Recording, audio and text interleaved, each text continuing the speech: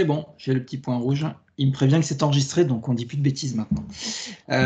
Bonjour à tous. Merci Patrick et à la communauté AOS de nous faire témoigner sur un sujet, sur un retour d'expérience qu'on va faire sur justement comment on a utilisé les différents outils. Donc on va parler justement des outils Office 365, Teams et aussi Power BI et comment nous on les a utilisés pour gérer la crise.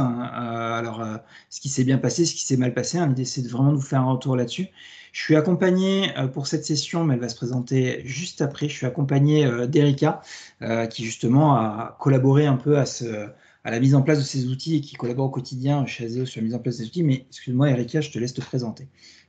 Bonjour à tous, donc je suis Erika, je suis consultante Digital Advisory chez Azeo et mon travail c'est d'aider à l'adoption des outils collaboratifs Microsoft en particulier et bien sûr ce travail on peut le faire aussi en interne et on l'a réalisé chez Azeo et notamment dans cette période un petit peu difficile on a essayé d'harmoniser un petit peu tous les outils qu'on pouvait avoir sur Microsoft et comment les utiliser. Voilà. Et donc moi je suis Jean-Pierre. Normalement je m'occupe d'innovation chez Azeo. Je suis MVP depuis un certain nombre d'années sur des sujets de data. Donc vous voyez, je suis pas forcément sur les sujets Office 365, même si je suis passionné par ces questions d'adoption. J'essaye d'aider un petit peu. Et aussi je fais partie du CODIR d'Azeo. Donc il y a pas mal de sujets que j'ai aidé à traiter, notamment les aspects techniques que j'ai aidé à traiter pour cette crise. Voilà. Alors, on va quand même présenter Azeo, non pas pour faire un peu de pub, même si au passage, on va en faire un petit peu, mais juste comme c'est un retour d'expérience Azeo sur comment on a géré la crise. Évidemment, la crise, on la vit différemment si on est une toute petite entreprise, une TPE, un artisan ou une grande multinationale. Donc, juste pour que vous ayez les éléments de contexte autour d'Azeo. Donc, on est une ESN, donc notre métier c'est de faire des projets et du consulting autour des technos Microsoft. On est partenaire de Microsoft, d'ailleurs on ne fait quasiment que du Microsoft. Évidemment, on n'est pas sectaire et on s'est un petit peu débordé, mais notre raison d'être elle est quand même autour de Microsoft.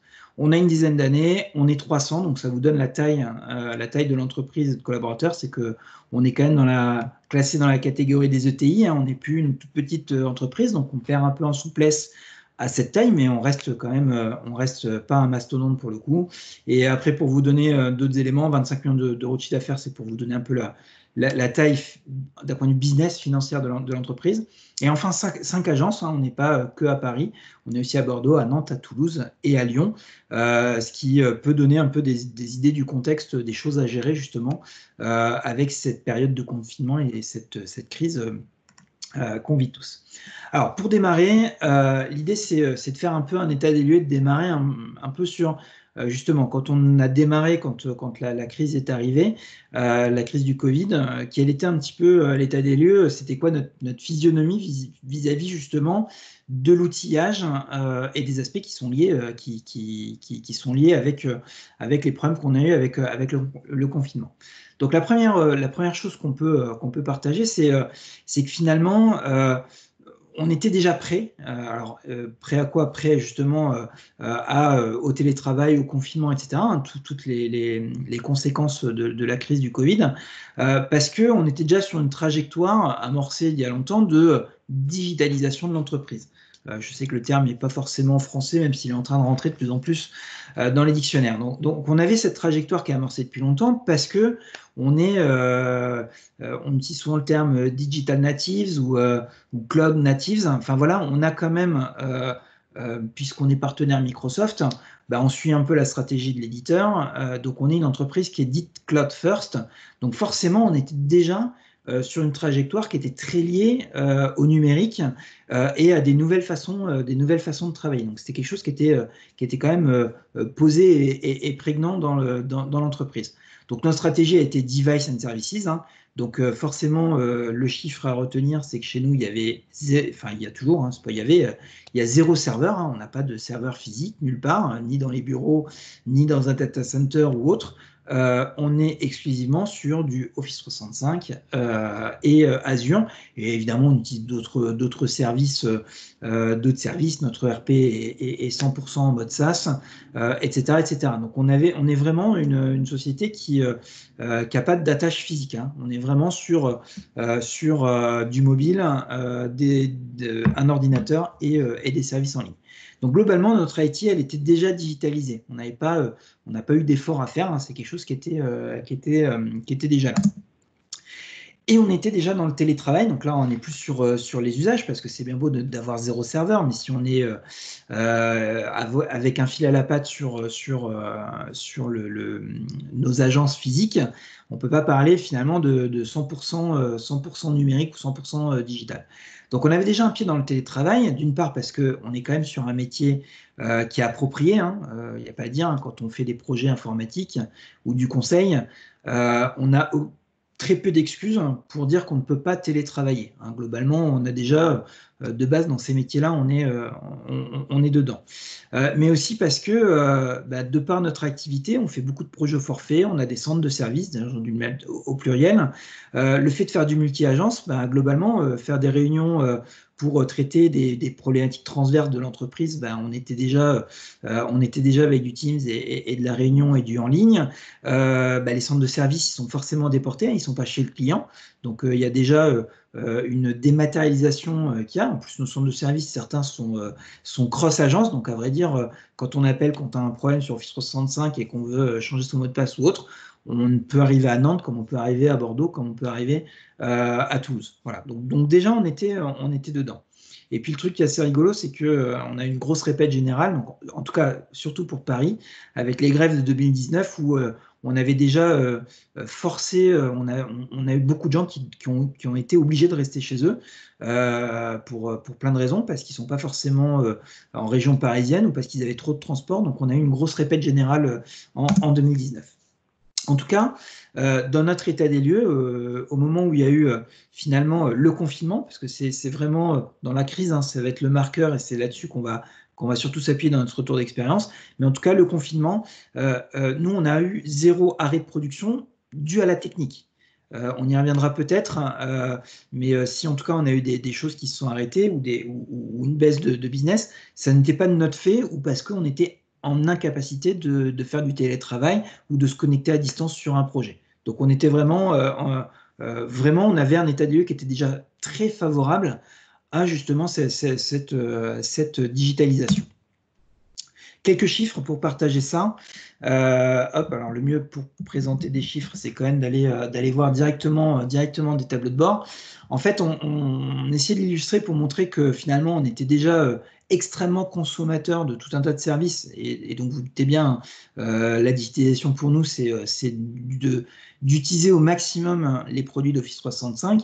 Donc là, je vous partage un petit peu la courbe. Donc, on voit finalement que il n'y a pas eu de pic ou c'est pas des choses qui sont arrivées avec la crise. J'y reviendrai un peu, c'est peut-être même plutôt l'inverse, mais globalement, on avait déjà des taux assez élevés là-dessus sur ça. D'ailleurs, si on regarde les taux d'adoption, hein, dès le mois de mai 2019, hein, donc ça remonte à il y a un an, on avait déjà des super taux d'adoption des produits Office 365. D'ailleurs, je pourrais même le désélectionner ici. On a des super taux d'adoption. Alors, vous pouvez vous poser la question de pourquoi ça baisse. C'est tout simplement qu'on a entre-temps fait rentrer les externes, donc tous les sous-traitants et les gens avec qui on travaille dans notre tenante. Et eux, pour le coup, ils ont juste une mailbox, hein, donc ils sont peu utilisateurs des services. Autre élément qu'on peut voir, hein, c'est que finalement, notre courbe d'utilisation de Teams, si je regarde Teams, elle croît, hein, donc il y a une adoption qui est sur une trajectoire qui est là depuis un moment, hein. Donc Teams, je rappelle que Teams a 3 ans, hein, donc c'est pas quelque chose qui vient d'arriver. Donc nous, on avait notre petit rythme d'adoption, donc Erika participe à cette adoption chez Azeo, qui a monté. Le seul point, alors je le montre maintenant, même si normalement on va refaire un focus quand on parlera vraiment de gérer la crise, mais en fait vous pouvez voir un truc qui est assez intéressant là, c'est l'énorme boom au mois de mars des call participate. Oui, forcément, parce que tout ce qu'on faisait quand on discute avec son voisin dans un bureau, d'un coup tout s'est digitalisé. Le moindre café qu'on prend avec un collègue devient une réunion Teams. Donc là, vous pouvez voir qu'entre février et mars, on a fait x3, un peu plus de x3 sur les réunions, la participation à des meetings, tout simplement parce que avant les meetings, c'était des choses bien établies d'1 heure avec l'agence d'à côté, etc. Là, tout est devenu meeting pour le coup. Mais sinon, sur d'autres métriques, les channel messages ou les chat messages, dans chat message aussi, ça a pas mal augmenté. Mais finalement, on n'a pas ce saut énorme de l'activité dans Teams. Et je crois que c'est tout. Ah, si l'autre truc que je voulais montrer, j'en profite, hein, je suis sur les chiffres, c'est un peu la mobilité qui montre aussi qu'on était déjà, entre guillemets, digitalisé, on va le dire comme ça. Finalement, j'ai commencé à le dire, donc je vais rester avec ce terme digital. C'est que finalement, on voit l'usage Android, par exemple, de Teams, hein, du client Android. Alors, on a eu un moment là où le web est repassé par-dessus. On ne sait pas l'expliquer, hein. On a ce switch sur pas mal de graphes, là, surtout sur le mois de septembre. Mais globalement, voilà, on s'aperçoit que l'usage Android, il est vraiment juste après l'utilisation du client lourd de Teams, hein. Voilà, avec cette belle courbe qui monte là. Donc, l'état des lieux, ce que je montre ici, et on va détailler maintenant, expliquer un petit peu qu'est-ce qu'il a fallu faire et qu'est-ce que la crise a eu comme impact sur nous. Mais l'état des lieux, c'est de se dire, bon, bah, finalement, on est plutôt bien loti chez Azeo parce que on est les digital natives et donc nous, on est habitués, on a un usage, qui était déjà là et donc finalement, on va dire qu'il ne s'est rien passé avec la crise, mais la lecture est peut-être un petit peu différente. Donc là, je vais passer la main. Hop, là, c'était au cas où il y avait un petit problème. Je vais passer la main à Erika qui va nous parler d'adoption et finalement ce qu'il y avait avant et donc comment on gérait notre adoption avant la crise et finalement comment on l'a gérée pendant la crise. Oui, merci Jean-Pierre. Alors du coup, nous pour faire adopter des outils, il y a un framework qui est donné par Microsoft que vous voyez à l'écran, c'est l'Adoption Framework, qui consiste en fait à d'abord faire un état des lieux, voir un peu quelle est la direction prise par l'organisation que l'on souhaite accompagner. Ensuite, c'est amener les premiers users à commencer à adopter ce plan d'adoption. Donc nous, on va les appeler les ambassadeurs. Ensuite, c'est vraiment d'embarquer tout le monde sur les nouveaux outils. Et ensuite, c'est de mesurer.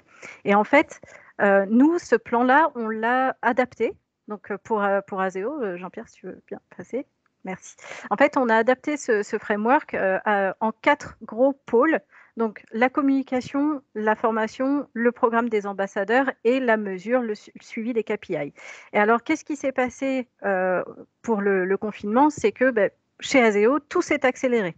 C'est-à-dire qu'on avait déjà commencé à mettre l'adoption en place chez Azeo. On avait déjà de la communication dessus, mais dès qu'il y a eu le confinement, en fait, on a redoublé d'efforts sur la communication. Et c'est un pan essentiel pour l'adoption, la communication. Il faut vraiment passer par un maximum de canaux, que ce soit en interne, en externe, pour vraiment informer un maximum de personnes. Et ça, c'est la différence principale qu'il y a eu pour le confinement chez Azeo, c'est cette communication.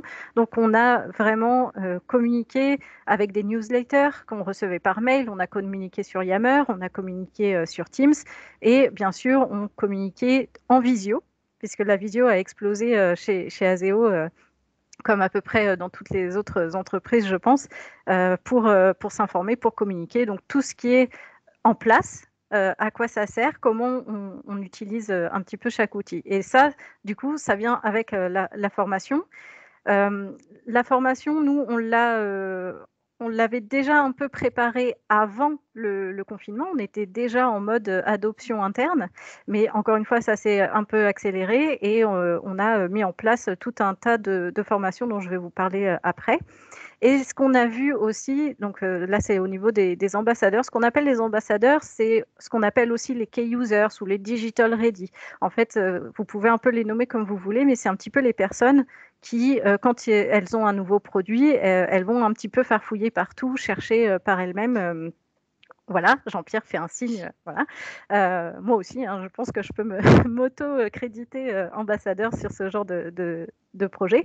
Voilà, donc on a un nouvel outil. Pour nous, c'est un nouveau joujou. On va aller chercher un petit peu partout comment ça fonctionne, et cetera. Et puis, il y a ces ambassadeurs-là vont aider les personnes un petit peu plus timides qui disent: «Ouh là là, moi j'ai un nouvel outil, non pour l'instant, j'ose pas trop y toucher». Donc en fait, ce programme d'ambassadeur, c'est vraiment de trouver les key users, ceux qui sont prêts, ceux qui sont déjà très curieux et qui vont pouvoir eux-mêmes donner la bonne parole à leurs collègues.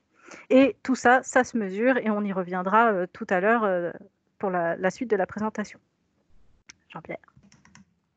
Voilà, donc là, vous voyez un graphique par rapport à nos différentes personnalités quand un nouveau produit arrive. Donc, il y a les innovateurs, un petit peu comme Jean-Pierre, hein, qui est vraiment très à la pointe, toujours au courant.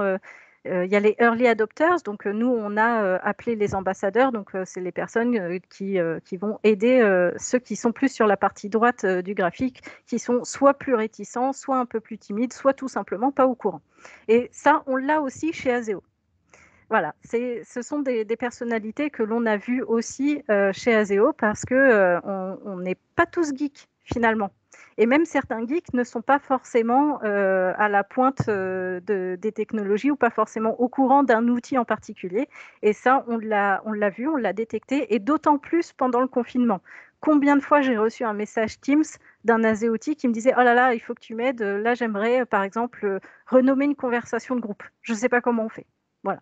Donc, on voit que même ceux qui ne sont pas forcément au courant ou qui ne savent pas faire vont d'eux-mêmes vers les ambassadeurs, et les ambassadeurs vont eux-mêmes communiquer leurs bonnes pratiques, les nouvelles fonctionnalités, comment on utilise tel outil pour quel usage. Alors, ce qu'on a fait aussi, d'une autre manière, Jean-Pierre, c'est on a aussi sensibilisé le CODIR. Donc, on a fait une présentation Teams au CODIR parce qu'on s'est aperçu que voilà, ils recevaient beaucoup de mails, que c'était des mails par exemple, est-ce que tu peux me remplir tel tableau Excel sur les chiffres, etc. Et du coup, il y avait une dizaine de versions. Je pense que tout le monde a connu ce genre de soucis. Et en fait, on a fait une présentation au CODIR pour leur montrer comment ils pouvaient être beaucoup plus efficaces, comment ils pouvaient gagner du temps, centraliser l'information. Le CODIR est devenu un peu un sponsor des bonnes pratiques, donc en fait, ça a fait un effet en cascade, c'est-à-dire que chacun a vu des bonnes pratiques, se les est appropriées et les a diffusées. Et on a aussi sensibilisé les managers, parce qu'il faut bien que toutes les équipes travaillent plus ou moins de la même manière. Et si on a un manager qui dit à son équipe: «Non mais moi Teams, je m'en fiche, continue à m'envoyer des mails parce que sinon je te répondrai jamais», ça c'est quelque chose qu'on ne doit pas avoir en fait dans une adoption. Et on a vraiment diffusé toute cette information avec le sponsoring du CODIR, et ensuite on a formé tous les Azeoti, tous les end users, et là on a des retours d'expérience, des personnes qui par exemple vont poster: «Tiens, je suis soumis à tel souci, j'arrive pas à le régler», et ben il y a quelqu'un qui va pouvoir lui répondre, et c'est pas forcément l'équipe Digital Advisor, ça peut être vraiment n'importe qui a la solution. Donc en fait ça devient un petit peu viral, et tout ça se communique d'une manière très rapide, et ça nous permet d'avoir un niveau de fonctionnalité équivalent pour tous, parce qu'on a une maturité différente et le but c'est qu'on soit tous au même niveau. Donc on a sensibilisé en haut, c'est un petit peu la démarche top-down, mais il y a aussi ce qu'on a appelé le network, c'est-à-dire que ça va vraiment circuler entre individus, entre équipes, d'un individu vers un manager, voire au CODIR, parce que j'ai une personne du CODIR qui m'a aussi demandé des conseils. Donc, on échange comme ça, de cette manière-là, et ça devient vraiment viral. Et c'est plutôt des bonnes pratiques qui se diffusent en général. Quand une personne n'utilise pas forcément bien un outil, on va la remettre un petit peu dans le droit chemin assez rapidement. Et ça s'est d'autant plus accéléré pendant le confinement, parce que tout le monde s'est mis à utiliser Teams, mais j'utilise plutôt la conversation ou j'utilise plutôt l'équipe? Si j'utilise l'équipe, je vais dans quel canal? Et puis du coup, bah ouais, mais alors mon fichier, moi, il peut aussi aller là. Donc en fait, ça s'est vraiment accéléré parce qu'on a été vraiment contraint d'utiliser Teams, enfin contraint d'une certaine manière, mais tout le monde a vu la force de cet outil. Donc je parle de Teams, mais on a parlé d'Office 365 en général, parce qu'on n'oublie pas les mails, ils sont toujours là, même si Teams va aider un petit peu à à réduire certains mails, mais on a aussi Yammer, donc on a sensibilisé un petit peu les ASEOT sur Yammer, notamment pour les passages de certification, l'entraide, ce genre de choses. On a bien évidemment SharePoint, hein, là où sont tous nos fichiers, et on a vraiment utilisé. Alors, quelle est la différence entre SharePoint et OneDrive? Ça, ce sont des questions qu'on a eues de la part d'ASEOT pendant le confinement. Ils se sont dit, mince, du coup, comment je gère un petit peu mes fichiers? Donc tout ça, ça s'est vraiment accéléré, mais on a cette méthode en cascade qu'on avait commencé un peu avant le confinement et qui s'est accélérée au fur et à mesure de la situation. En fait, je me permets de te couper, si je reviens là, c'est que finalement, l'enjeu, il a été de se dire comment ceux-là, on ne les oublie pas, en fait, comment on les ramène au maximum là-dessus. Et c'était prévu, mais sur du plus long terme. Et là, d'un coup, il a fallu accélérer. Et justement, parce que l'idée, c'est pas de pointer personne ou de juger les gens, hein, mais on a beau être une boîte de geeks et une boîte dans l'informatique, à 300 personnes, on a aussi des gens qui ne sont pas informaticiens et qui sont aussi là et qui doivent aussi maîtriser ces outils. Alors du coup, oui, ouais. C'est bon. Alors qu'est-ce qu'on a mis en place? Alors ce qu'on a mis en place, on l'a mis en place avant le confinement. Mais voilà, pendant cette situation-là, ça s'est vraiment accéléré, ça s'est intensifié. Alors, qu'est-ce qui s'est passé? Comme on a vu qu'il y avait une différence de maturité un petit peu entre la connaissance des outils, l'usage qu'on pouvait en faire, quel outil sert à quoi, etc. Donc, on a un partenariat avec Mandarin Academy qui est une plateforme de formation. Vous suivez des MOOC sur un outil en particulier. Mais nous, ce qu'on a ajouté, c'est une réunion Teams. Donc, en fait, on a appelé ça les petits cafés. C'est un mercredi sur 2, c'est une réunion Teams. Ça dure 30 minutes, c'est enregistré. Et comme ça, si les ASEOT n'ont pas pu assister à cette session, ils pourront la retrouver ensuite sur Stream. Et là, qu'est-ce qu'on fait? Eh bien, en fait, on a abordé tous les sujets Office 365. Donc, ça va vraiment de OneDrive, Outlook, OneNote, Teams, To-Do, on a essayé de couvrir l'ensemble des outils que l'on utilise au quotidien. Et là, on a vraiment des retours d'expérience qui commencent à arriver et des bonnes pratiques, encore une fois, qui se diffusent d'une manière virale. Et les petits cafés qu'on fait entre midi et 2, on les a toujours fait à distance. Parce qu'en fait, en tant que digital advisor, soit on était chez un client, soit il y avait les grèves, effectivement, fin 2019, et du coup, on les a fait de chez nous en télétravail. Mais en fait, ça ne pose aucun problème. Et c'est là qu'on a vraiment vu que ces sessions-là étaient vraiment appréciées, que c'était possible et que surtout on pouvait les enregistrer et les rediffuser. Et donc nos moyens de communication, encore une fois, Stream, Yammer, Teams, on va vraiment communiquer, et le mail bien évidemment via newsletter, on va communiquer en masse. On va essayer de garder ce lien constant qu'on avait si on était resté au bureau et qu'on était tous ensemble. Et fin 2019, déjà, on a déjà travaillé sur la mesure des usages qu'on avait chez Aseo et comment on pouvait améliorer l'adoption, les usages, etc. Et on a fait un hackathon, donc qui était à la fois sur effectivement la mesure des usages, mais aussi sur les outils collaboratifs, et on a travaillé notamment sur un chatbot. Et toutes nos avancées étaient diffusées sur Yammer, donc tous les ASEOT étaient au courant que le hackathon se passait bien, qu'on mangeait beaucoup de sucre, mais surtout qu'on développait beaucoup. Ça a duré un week-end et tous les ASEOT ont vraiment liké tout le long du week-end. Donc en fait, on a gardé ce lien constant, on a vraiment travaillé sur la mesure.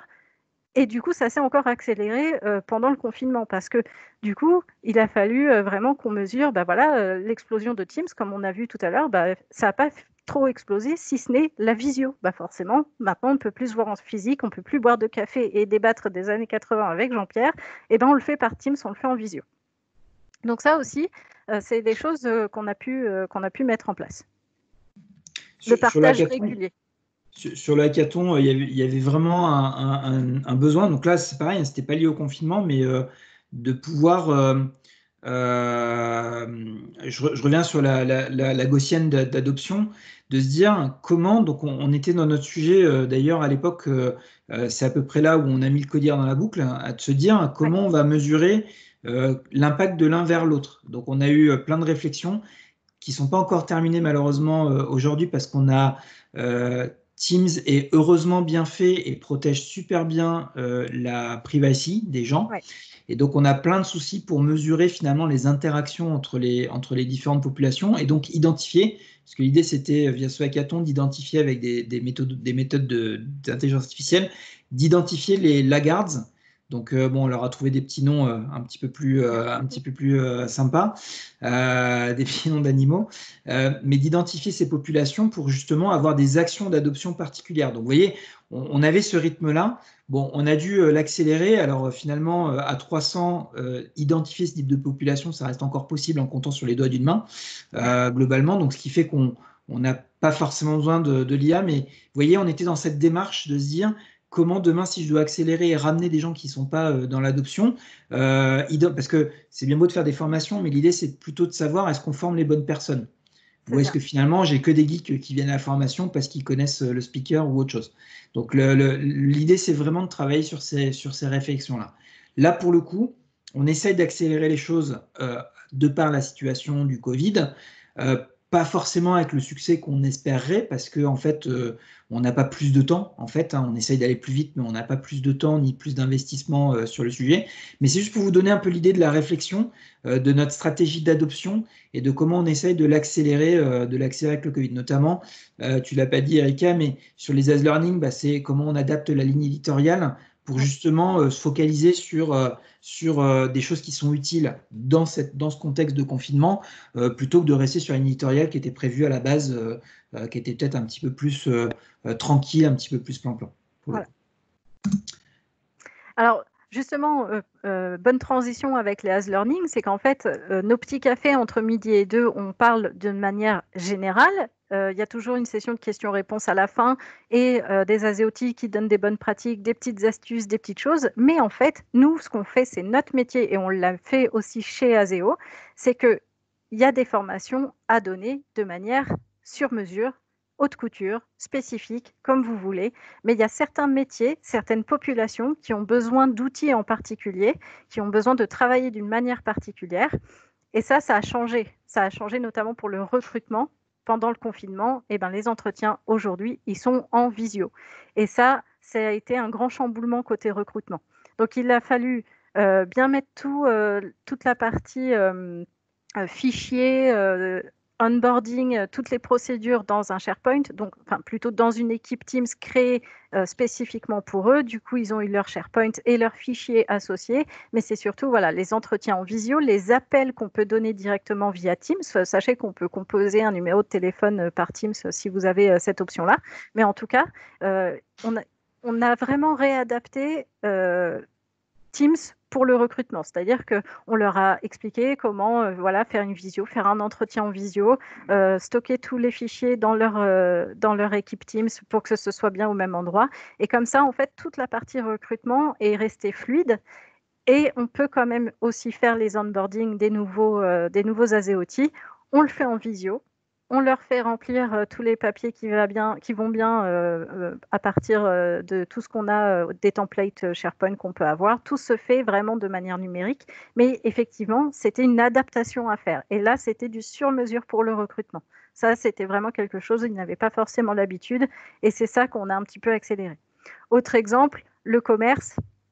Alors, le commerce, c'est pareil. Donc, au niveau de l'appel via Teams, moi, j'ai quand même une anecdote d'un commercial qui m'envoie un mail pour avoir mon numéro de téléphone pour m'appeler, alors qu'il aurait pu directement me contacter sur Teams. Donc, on les a aussi sensibilisés là-dessus. On les a sensibilisés sur leur prise de notes aussi, parce que ils n'ont plus besoin de sortir de leur outil. Ils ont OneNote qui est associé et tout est centralisé. Et il y a encore pas mal de commerciaux qui font du papier-crayon. Alors, j'ai rien contre le papier-crayon, mais quand on est sur un travail collaboratif, si on travaille tous ensemble sur un projet, merci Jean-Pierre, quand on travaille tous ensemble sur un projet et surtout entre commerciaux, s'il y en a un qui doit prendre le relais, etc., quand tout est centralisé, c'est quand même un peu plus facile de retrouver ces petits.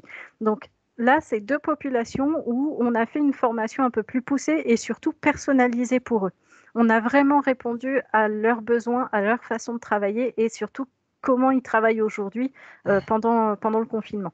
Et ça n'empêche pas d'avoir effectivement des réussites de négociation et tout se passe à distance, tout se passe en télétravail, en visio. On arrive à contacter nos clients sans aucun problème. Et donc, les commerciaux ont vraiment un outil central pour gérer tous leurs comptes et aussi faire leurs entretiens, leurs appels, que tout soit centralisé au même endroit. C'était vraiment important pour eux.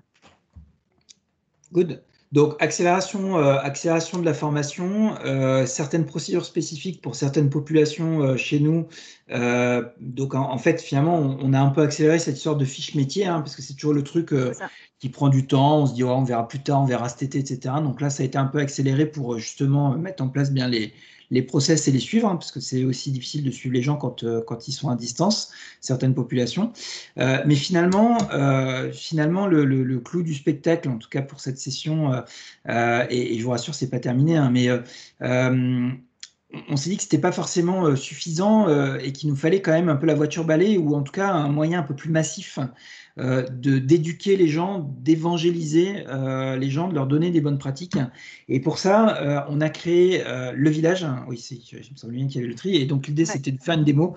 Alors je prends le risque de faire une démo online en espérant qu'il n'y ait pas, que je vais respecter le GDPR. Normalement, on a vérifié.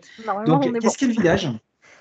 Le village, tout simplement, on s'est dit on va créer un org-wide team. Donc, je pense que vous connaissez, si vous connaissez Teams, vous savez qu'il y a un type d'équipe particulier qui concerne toute l'entreprise. Donc là, vous la créez, il n'y a même pas à ajouter des gens dedans ou à dire que c'est public ou avoir des invitations. Tout le monde se retrouve dans cette équipe. Et on s'est dit, finalement, comment on peut recréer la vie interne en numérique. Donc, on comblait certains éléments, mais je vais en parler un petit peu juste après.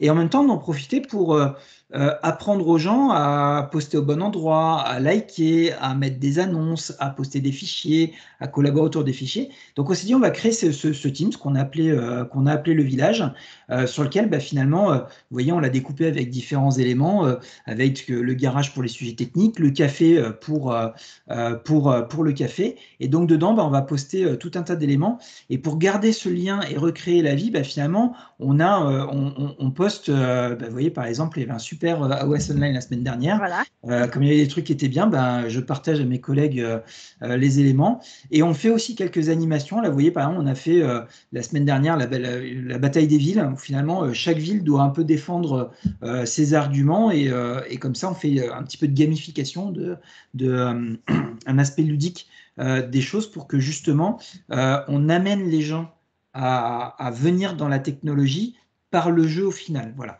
Donc ça nous a permis, d'améliorer notre adoption et de rapprocher un petit peu tout le monde. Donc ça, c'est un premier aspect. Alors d'ailleurs, juste je vous montre ça parce que comme vous êtes des utilisateurs, de Teams, ça peut vous intéresser ce qu'on a fait.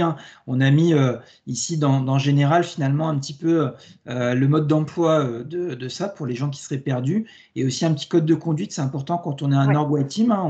On n'est que 300, mais mine de rien, il faut quand même vérifier que tout va bien. Donc on a prévenu que si ça parlait politique, on bannissait la personne. Voilà. Puis la première des règles, c'est ne pas se tromper entre démarrer une nouvelle conversation et répondre à la conversation précédente. Pour le coup, on met des gages quand les gens se trompent. Donc voilà pour un exemple d'utilisation, de mise en place d'un outil d'adoption. C'est que finalement, on a profité, parce qu'on en avait besoin, et je vais venir après du pourquoi on avait besoin de cette team au niveau de l'entreprise, mais on l'a utilisé finalement, et donc on a mobilisé l'ensemble de l'équipe Digital Advisory pour se dire, transformons ça en petit laboratoire. Et on va tester justement, et d'ailleurs on s'aperçoit qu'il y a des choses qui ne marchent pas. On a mis par exemple un meeting tous les matins à 10h30 et toutes les après-midi à 16h, qui est la pause café. Donc il y a un meeting qui est tout le temps ouvert, qui représente la machine à café. Donc vous y allez comme si vous allez chercher un café. En fait, les gens ne viennent pas parce qu'en fait, il faut les inviter, et naturellement, ils ne se disent pas, tiens, à 16h, je vais aller prendre mon café. Par contre, ce qui marche, c'est les notifs. Je ne sais plus, voilà, ici, là, je notifie finalement soit un canal, soit à l'équipe. Et les gens ont une petite notif et on s'aperçoit qu'il y a plus de monde qui vient dans les meetings. Donc, ça nous permet finalement de toucher les gens. Donc, on apprend finalement, ça nous aide à élaborer, à enrichir la méthodologie d'adoption que développe l'équipe Digital Advisory. Donc voilà, on respecte, il y a un dicton chez Microsoft qui est Eat your own dog food. Finalement, on fait pareil on fait pareil chez nous.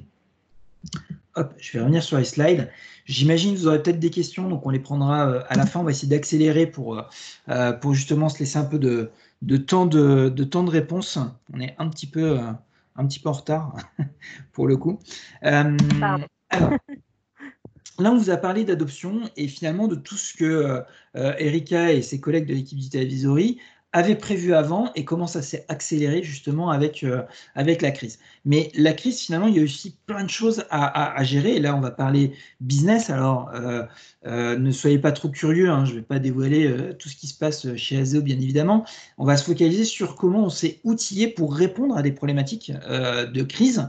Et je pense que vous allez vous reconnaître dans les problématiques. Hein. On n'en a pas des différentes que les autres. Donc, on va parler un peu outillage. Donc là, l'idée, ça va être de parler des priorités ou des problèmes qu'on a dû gérer et quels outils on a mis en place là-dessus. Et évidemment, je vais être assez évasif. L'idée, c'est de potentiellement répondre à vos questions précises sur les différents outils. Déjà, le premier élément, c'est que dès le premier jour, et ça, je pense, j'ai écouté quelques webcasts sur des chefs d'entreprise qui parlent de la crise, c'est le raz-de-marée qu'on a eu d'informations et de choses à gérer. En tant qu'entreprise, hein, je parle. Et là, je parle en tant que membre du CODIR, on a une responsabilité. On fait vivre 300 collaborateurs, plus leur famille derrière. Hein, donc, on a une responsabilité sociale vis-à-vis de nos collaborateurs, mais aussi de nos clients. Donc, finalement, on prend le raz-de-marée, puis il y a des sujets RH, il y a des sujets techniques, il y a tout un tas de sujets logistiques. Donc, dès le premier jour, en fait, ce qu'on a fait, c'est que nous, on a mis en place une cellule de crise, qui est en gros un CODIR un petit peu étendu. On a nommé un project manager et je l'ai mis en anglais exprès parce que j'aime pas le mot chef de projet, mais en fait, il nous fallait on a bien utilisé le terme aussi PMO, Project Management Officer. Il nous fallait quelqu'un qui nous aide parce qu'il y avait tellement d'informations, tellement d'éléments. Donc, on a nommé tout de suite un senior, hein, une personne qui a l'habitude de gérer des gros projets chez nous pour justement rejoindre la cellule de crise et nous aider à gérer ça. Et tout de suite, on a créé un Teams dédié. Et vous allez voir, notre project manager, il va lui falloir des outils pour gérer ça, mais je vais y venir un petit peu après. Mais ça a été la réponse d'urgence.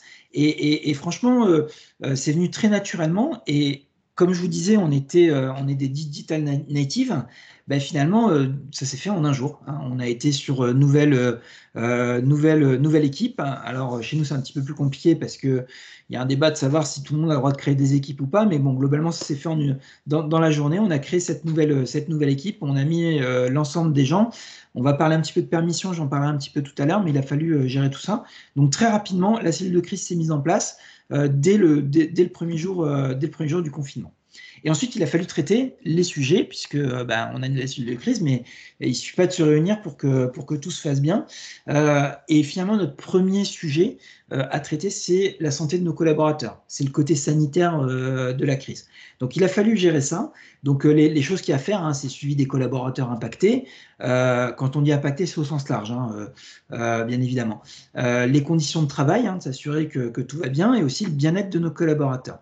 Et donc là, on est sur un sujet très RH quand même, mine de rien, parce que on a le nom des gens, potentiellement, on a des gens avec ce qu'on appelle les risques psychosociaux, des données sanitaires sur les gens. Donc il faut évidemment s'assurer que ça soit extrêmement restreint. Donc il a fallu trouver des solutions pour évidemment bloquer certains documents qui étaient liés aux collaborateurs. Donc pour ça, finalement, on a utilisé, donc je vous ai dit, on avait un Teams. Donc le Teams, on a créé tout de suite une équipe privée pour mettre 2 niveaux dans le Teams pour avoir justement le côté un peu étendu avec par exemple notre directeur d'agence et puis un côté un peu plus restreint avec cette fois-ci que le CODIR. Et pour s'assurer qu'il n'y ait pas de fuite, parce qu'on parlait d'usage et de gens qui ne sont peut-être pas habitués à savoir où est-ce qu'ils doivent partager un document. Et d'ailleurs, c'est arrivé, on partage le document non pas dans la team privée, mais dans la team qui est un petit peu étendue. Heureusement, notre DSI avait fait déployer à tout le monde AIP, donc Azure Information Protection, hein, c'est le petit icône que vous voyez là. On a déployé AIP pour justement, si jamais il y avait une fuite d'un document, que le document soit lui-même protégé et qu'il y ait les membres du CODIR.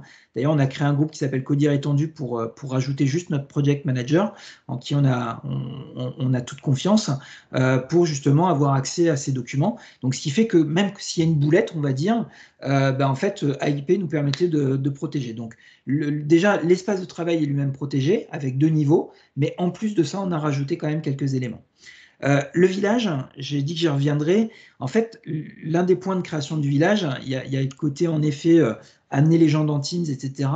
Mais il était aussi important pour nous de s'assurer finalement du bien-être de nos collaborateurs. Et on sait que ça peut être difficile.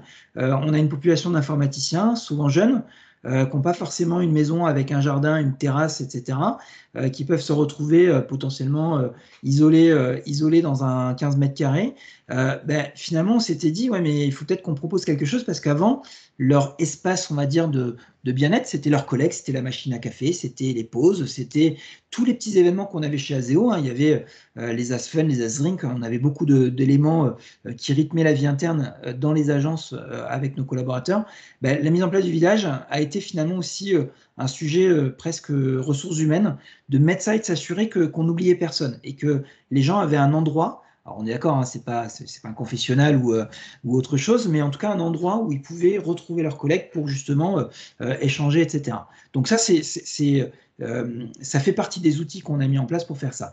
Et enfin, le dernier point, on utilise Forms aussi. Donc ça, c'est notre RH. Donc là, on est sur quelque chose qui est extrêmement restreint. Là, c'est le côté un peu confessionnal, où nos RH ont un lien direct avec des sondages qui par défaut sont anonymes, hein, les gens ne sont pas obligés de s'identifier, mais qui nous permettent, nous, de savoir justement comment les gens vivent ce confinement et si tout est bien pour eux, si les conditions de travail vont bien, si tout va bien avec leur famille, s'ils arrivent aussi à couper du travail, hein, parce que c'est bien beau de s'assurer qu'ils soient bien présents, mais c'est aussi important de s'assurer qu'ils n'abusent pas trop des écrans, hein, pour le coup. Donc ça, c'était notre priorité numéro 1. La priorité numéro 2, c'était finalement de s'adapter aux nouvelles règles. Forcément, qui dit télétravail dit, donc pour tous nos clients, hein, c'est que là, pour le coup, le télétravail est subi pour tout le monde. Il n'est pas choisi par des collaborateurs ou par des projets. Donc là, pour le coup, on met en place le confinement, donc le télétravail, renforcer les interactions clients, parce que ce n'est pas parce qu'on est en télétravail qu'on voit moins de clients, bien au contraire. Il faut s'assurer qu'en fait, on fait bien notre travail, qu'ils sont bien au courant de ce qu'on a fait, d'où on en est, etc. Donc, on renforce finalement les interactions. Comme je disais tout à l'heure, un pas d'arrêt de production, pour nous, ça a été important de s'assurer que, en tout cas, on continuait notre activité et on n'avait pas de blocage technique. Hein, pour le coup. Donc pour ça, c'est Teams, c'est Azure, c'est de mettre en place le PSTN, hein, donc tout ce qui est audio conferencing, donc le téléphone pour nos commerciaux, pour nos RH, nos recruteurs, pour le coup. Donc vraiment, on a mis en place tout l'équipement qui allait bien, on a adapté quelques règles. Hein. Honnêtement, à la marge, ce qu'on a dû faire, on a dû changer 2 règles de firewall dans SQL Database ou dans un VPN pour certains projets ou certains clients. Mais c'est vraiment à la marge, hein, qu'on a eu besoin de faire des petits éléments techniques, hein, pour le coup. Et donc, dans les nouvelles règles, il y a aussi les règles de déconfinement. Et là, il y a quelque chose qu'on est en train de mettre en place là justement en ce moment. Le déconfinement, ça commence dès la semaine prochaine. Typiquement, on a des choses à respecter dans les agences. Donc, par défaut, c'est télétravail pour tout le monde, même après le 11 mai. Mais néanmoins, pour plein de raisons et aussi pour des raisons de gens qui ont envie un peu de s'aérer et de sortir de chez eux, pour peut-être aussi avoir des meilleures conditions de travail, en fait, pour revenir en agence, on est en train de mettre une application Power Apps pour justement gérer les flux, savoir qui est là, la présence, etc. Donc, ça n'a rien à voir avec l'application, je ne sais plus comment elle s'appelle, la Covisan ou je ne sais plus quoi, l'application pour faire du tracking. Ce n'est pas du tracking, c'est juste pour s'assurer qu'on respecte bien les règles et d'être capable de savoir qu'il y a des gens. Et bien sûr, on doit s'assurer qu'ils ont un masque, qu'on leur fournit du matériel, etc. Donc, on est en train de mettre ça en place pour justement gérer cette deuxième priorité, faire en sorte qu'on puisse respecter ces nouvelles règles. Hein. Donc, c'est notre responsabilité en tant qu'employeur et aussi c'est simple, hein, c'est notre activité, donc on doit s'assurer qu'elle soit pérenne. J'accélère un petit peu. La priorité 3, gérer l'impact business. évidemment, je l'ai dit tout à l'heure, on fait vivre 300 familles. Il est important de s'assurer qu'on gère bien cette crise et qu'on est capable de l'amortir et de rebondir par la suite. Donc finalement, cette petite cellule de crise là qu'on a appelée le CODIR Covid se réunit tous les 2 jours pour traiter tout un tas de cas, des sujets RH, des sujets de chômage partiel, des sujets de trésorerie, etc., etc. C'est le quotidien d'une entreprise. Et l'idée, c'est que finalement, on a mis en place des processus et des plans d'action très focalisés. Et ça, là-dessus, on remercie énormément notre chef de projet qui a aidé justement cette cellule-là. Et lui, il est arrivé avec un outil qu'il utilise au quotidien dans les projets, c'est Planner, qui nous a fait tout un backlog, qui nous permettait de savoir où on en était, ce qu'il y avait à faire, qui devait faire quoi, etc. Parce que mine de rien, on a mixé dans les sujets qu'on passait des sujets purement RH à des sujets purement business. Pour le coup, des choses très terre à terre et des choses très aussi sur l'avenir. Finalement, grâce donc le fait d'avoir un project manager et qui en plus soit très bien équipé avec un planner, nous a permis finalement d'être efficace. Encore une fois, et c'est pas exagéré, dès le premier jour. Dès le premier jour, on savait quelles étaient nos priorités, etc. En plus, comme c'est un chef de projet, on a des comptes rendus nickel avec des priorités, des codes couleurs, etc. Enfin, c'était parfait. Mais en tout cas, Teams pour travailler et Planner a été topissime là-dessus. L'autre point aussi, pour justement être bon, c'est que en fait, une bonne boîte bien gérée, c'est une boîte qui a des bons indicateurs et qui est capable de piloter. Alors ça tombe bien, le bateau que vous voyez derrière, c'est le bateau de notre DAF. Donc, pour naviguer, il y arrive plutôt bien. Mais bon, on avait besoin d'outils, parce qu'on a beau être très bon marin, il y a un moment, il nous faut les instruments. Et pour ça, finalement, désolé, ça réveille un peu le changement de couleur, là, pour le coup. On a utilisé Power BI, et juste pour vous raconter un peu l'histoire autour de Power BI, c'est qu'on a déjà énormément de tableaux de bord qui sont mis en place, chez Azeo, on a la chance d'avoir la personne qui s'occupe de la BI interne qui s'occupe aussi du club Power BI. Donc, on a beaucoup de Power BI, on avait déjà beaucoup d'indicateurs. Seulement, il nous fallait des indicateurs précis, spécifiques sur ça, notamment les indicateurs sanitaires. Combien on a de nombre de collaborateurs, par exemple, qui sont impactés par le Covid, par exemple, ou par le chômage partiel. Donc, on a des éléments et bien sûr, il nous fallait tout un tas de checklists pour vérifier parce que notre back-office qui va gérer les relations, par exemple, vous savez que pour le chômage partiel, il faut faire des demandes à la directe, etc.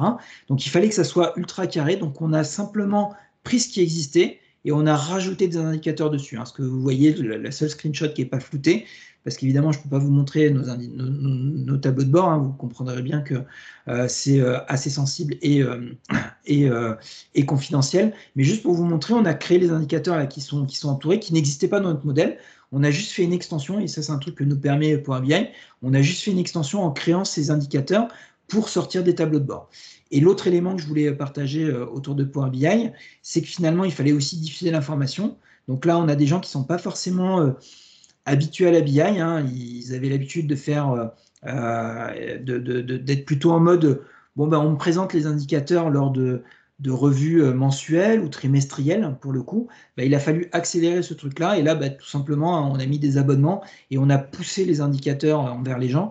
Et là, d'un point de vue adoption, parce qu'il y a aussi de l'adoption avec la BI, et là, pour le coup, en fait, c'est assez intéressant parce qu'en fait, en recevant les trucs, les gens se posent des questions, ils cliquent sur le tableau de bord, ils arrivent sur le tableau de bord un petit peu plus riche parce que dans le mail, il n'y a pas une grande interactivité. Et là arrivent des questions et en fait, ça nous a permis aussi d'accélérer l'adoption des indicateurs en eux-mêmes parce qu'on avait besoin de les monitorer au jour le jour. Parce que là, les processus justement qui sont liés là-dessus, qui sont liés justement à notre suivi d'activité, à notre suivi de la planification, finalement, ils sont vraiment au jour le jour pour le coup.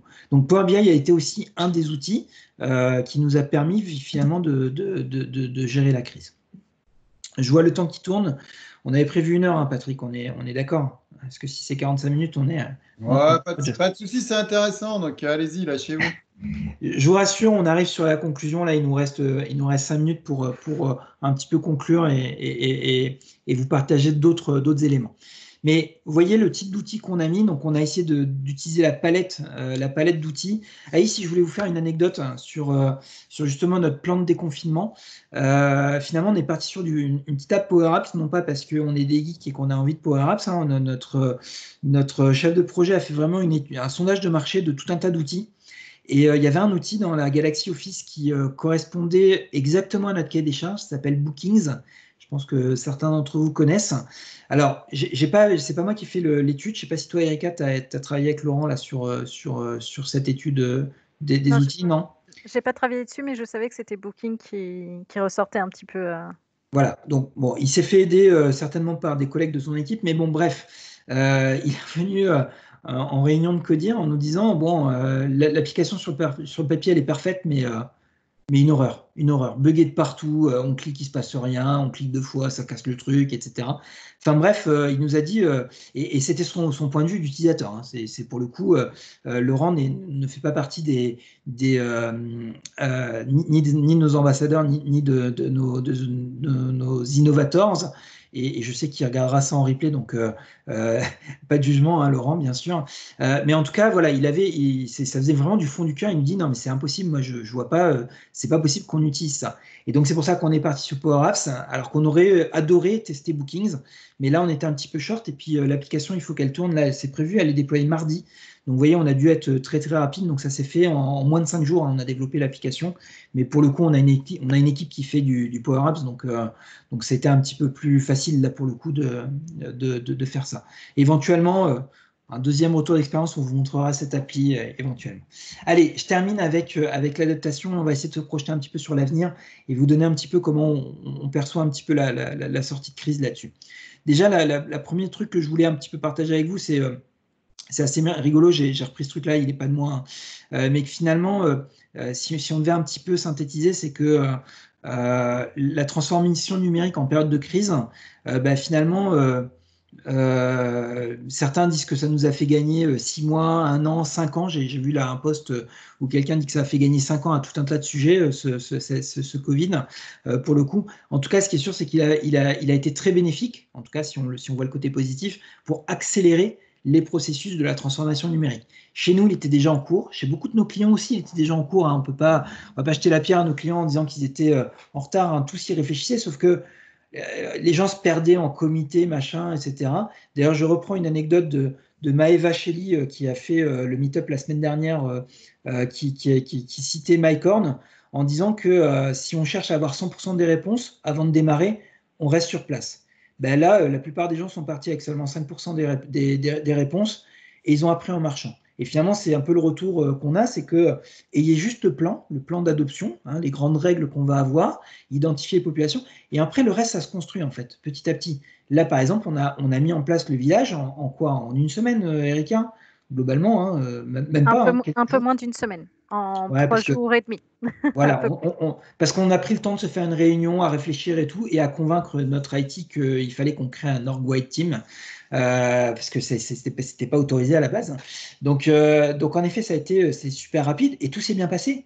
Et oui, il y a eu des choses qui n'étaient pas terribles au début et qu'on a corrigées au fil de l'eau. Mais on a appris très très vite, hein. On a appris très très vite à le gérer. Effectivement, cette situation a vraiment tout accéléré, que ce soit notre apprentissage à nous, la transmission aux Azeoti, tout l'accompagnement qu'on avait mis en place a été vraiment chamboulé, mais il en ressort quelque chose de très très positif en tout cas. Et justement, pourquoi il y a ça? Et c'est pour ça, ayez confiance aux gens, parce qu'en fait, moi, ce que je m'aperçois, notre retour d'expérience à nous, mais aussi quand on discute avec des clients ou avec des confrères, hein, c'est que finalement, les gens, donc vos utilisateurs, hein, qu'ils soient Lagarde, qu'ils soient Innovators, hein, qu'ils soient ambassadeurs ou pas, mais en fait, les gens ont une faculté d'adaptation rapide. En fait. Naturellement, les gens en fait s'adaptent. L'être humain a une résilience. Hein, ce serait peut-être un peu présomptueux de comparer ça à de l'instinct de survie, mais en fait, les gens, s'ils n'ont pas moyen de communiquer, on leur dit ok, tu vas utiliser Teams, tu cliques sur le bouton, tu vas voir, puis tu peux écrire un message. Ah bon, c'est où? Enfin, il n'y a pas besoin d'avoir la fiche parfaite ou la formation parfaite pour ça. Donc, ayez confiance aux gens. Voilà, le retour qu'on a, c'est ça accélère les choses, mais justement, n'ayez pas peur d'accélérer parce que vous allez vous apercevoir que les gens ont une faculté d'adaptation rapide là-dessus. Maintenant, ça n'exclut pas la formation et l'accompagnement. Je ne dis pas que allez-y, déployez les outils et puis tout le monde va faire le truc. Non, il y a besoin de formation et d'accompagnement pour s'assurer que vous embarquez tout le monde et qu'il n'y a pas d'exclusion numérique. On parle souvent de fracture numérique, c'est de votre responsabilité. Quand vous êtes, comme Erika et son équipe Digital Advisor, c'est de votre responsabilité là-dessus. Donc ça, justement, pardon, excuse-moi, je te coupe juste ouais. une seconde, mais ça, on l'a vu. C'est-à-dire, on déploie, on met tout, on met les nouveaux outils, on nous a dit que c'était super bien, mais on gère. Il n'y a pas de souci, on va se débrouiller. Oui, vous allez gérer une semaine. Et puis après, il y a plein de choses qui vont se passer. Et là, vous allez avoir peut-être besoin de quelqu'un pour vous accompagner, pour vous montrer un petit peu quelle ligne il faut suivre. Ça aussi, on l'a vu. Ça aussi, c'est arrivé pendant cette période un peu particulière, mais il leur sort toujours quelque chose de positif, même si on fait les choses un petit peu à l'envers. On arrive à rattraper cette ligne que veut l'entreprise, que ce soit Azeo ou nos clients. On arrive toujours à retrouver une petite ligne directrice pour que tout se mette en place gentiment. C'est clair. En fait, je m'aperçois que c'est presque notre slide de conclusion, en fait, parce qu'il y a de bons enseignements sur ce slide. Je mettrai quand même juste, c'est pas un bémol, mais évidemment, on l'a pas mesuré. C'est vrai qu'on faudrait qu'on le mesure pour cette session. Mais en fait, ça prend quand même du temps. C'est-à-dire qu'il faut des gens pour mettre en place, même si vous avez cette confiance et que vous pouvez vous lancer dans cette transformation numérique et adapter, en marche forcée, ça marche bien, mais ça veut dire qu'il faut quand même les gens qui soient là sur ce troisième point. Donc, il faudra qu'on calcule pour faire ce retour, Erika, le nombre d'ETP que ça a pris finalement de gérer ça, parce qu'il y a un peu de moi, il y a un peu des digital advisors, il y a beaucoup de RH aussi, nos RH ont été mis à contribution sur le sujet. Voilà. Je termine, on va passer aux questions-réponses, on va zapper les slides qu'il y avait. Je voulais juste dire, l'adaptation, ça a été aussi adapté notre offre, voilà, et ça nous permet, on a une petite anecdote, c'est nos modalités de vente, donc on a revu nos offres pour les adapter au télétravail, ou focaliser sur ce qu'avaient besoin nos clients. Mais c'était juste une anecdote qu'on avait sur les modalités de vente, c'est qu'avant, finalement, on posait la question si on pouvait faire le projet en télétravail ou à distance, donc ne pas aller chez le client. Maintenant, c'est l'inverse. Sur certains clients, on leur demande si ça va être possible sur site. Enfin, vous voyez, on a inversé la tendance. Pour le coup, c'est assez marrant. Bon, la phrase est peut-être mal formulée ici, pour le coup, mais cette anecdote marrant, c'est que finalement, on vend différemment. Les questions qu'on a quand on négocie sont un petit peu différentes. Voilà, donc je vais juste faire ça. Je vais juste laisser le slide de conclusion qu'on a laissé avec les points à retenir pour prendre les questions-réponses, parce que on veut pas trop déborder sur le timing. On ne veut pas trop déborder. Donc voilà. Donc allez-y, on est prêt à écouter vos questions sur ça.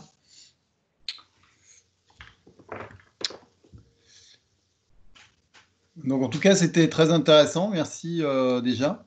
Merci. Et effectivement, s'il y a des questions, n'hésitez pas soit dans le chat, soit à prendre le micro pour les poser. Bonjour. Merci de partager le retour avec nous. Moi, j'ai une petite question en fait concernant le village et son déploiement. Alors, il y a une question dans une question. La première question, c'est est-ce que vous utilisez Yammer? Et si oui, est-ce que le fait d'avoir mis en place le village n'est pas un petit peu un double usage ou un petit peu court-circuiter ce canal de communication, et comment vous avez abordé ça? Je prends la réponse, Erika? Oui. Alors, en effet, moi je suis un grand fan de Yammer, oui, et moi je aussi, suis le plus grand défenseur de Yammer. Je crois qu'à moi tout seul, je dois avoir un tiers des postes Yammer de toute l'entreprise. Et finalement, parce que finalement, si je donne ce chiffre-là, c'est pas par hasard. C'est en fait, on s'est dit le problème, c'est que Yammer est moins inclusif. C'est qu'au final, il y a trop de disproportions dans l'usage de Yammer dans l'entreprise, donc on va avoir un problème d'adhésion. Donc on s'est dit on va utiliser un autre outil qui est Teams, où on s'apercevait, en tout cas c'était notre conviction au démarrage, qu'il y avait plus d'entrain pour des raisons toutes connes, la discussion, le fait de mettre un petit gif animé, une petite photo de chat par-ci, une petite photo de chien par-là, etc. Les mentions aussi. Les mentions donc, dans Teams sont plus comment dire, c'est une habitude beaucoup plus ancrée que celle dans Yammer, et ça aussi, ça a beaucoup aidé à amener d'autres personnes sur en fait, voilà, c'est exactement ce que dit Erika, qui est le dernier point, c'est qu'il y a plus on a un outillage qui est beaucoup plus large dans Teams pour cibler des gens ou pour animer les choses. Yammer est quand même très fait pour, ok, c'est au centre, tout le monde y a accès et il est fait pour partager, mais il reste quand même statique. Ok, il y a les commentaires, il y a les questions, mais il n'est pas fait pour faire une pause café sur Yammer. Ça n'a pas de sens d'avoir une discussion de café avec Yammer. Alors que Teams, pour le coup, on a une petite conversation questions-réponses en mode café ou même animer des jeux. On a animé, c'est vrai qu'on ne l'a pas dit, mais on a commencé à faire des jeux en ligne, des petits bacs ou des petits quiz ou des choses comme ça sur Teams. Ça, c'est des choses qui n'étaient pas possibles sur Yammer. Donc, c'est pour ça qu'on a fait ce choix de Teams parce qu'on savait qu'on avait un éventail d'outils à notre disposition, de fonctionnalités qui étaient beaucoup plus riches. Maintenant, Yammer reste un outil qui est utilisé chez nous beaucoup pour tout ce qui est KM. Donc, quand on veut partager un lien, un livre blanc, etc., les gens ont l'habitude d'aller sur Yammer pour ça.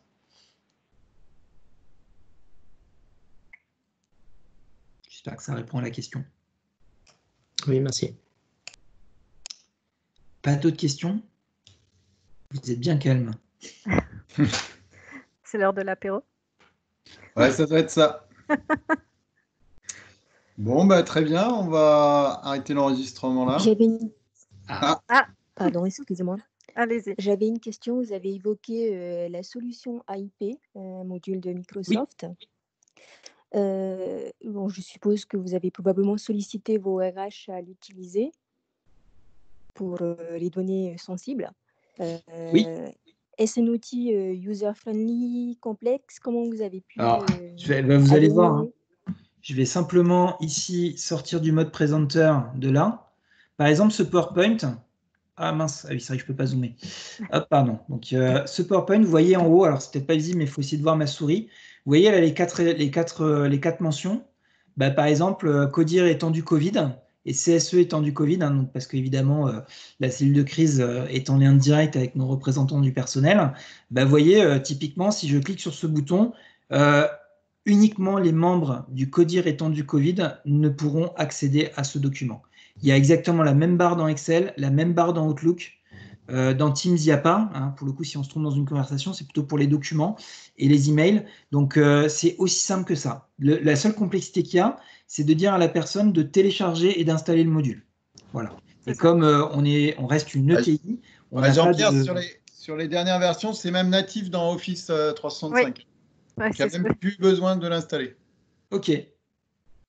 Bon, voilà. Mais en tout cas, pour nos utilisateurs RH, quand ils font un fichier qui contient des données sanitaires et nominatives de nos collaborateurs, en fait, Stéphanie, notre DRH, elle clique sur ce bouton-là et elle est sûre que, quoi qu'il arrive, si elle fait une fausse manip, personne ne pourra avoir accès à ce document, hormis les gens qui sont dans cette liste-là.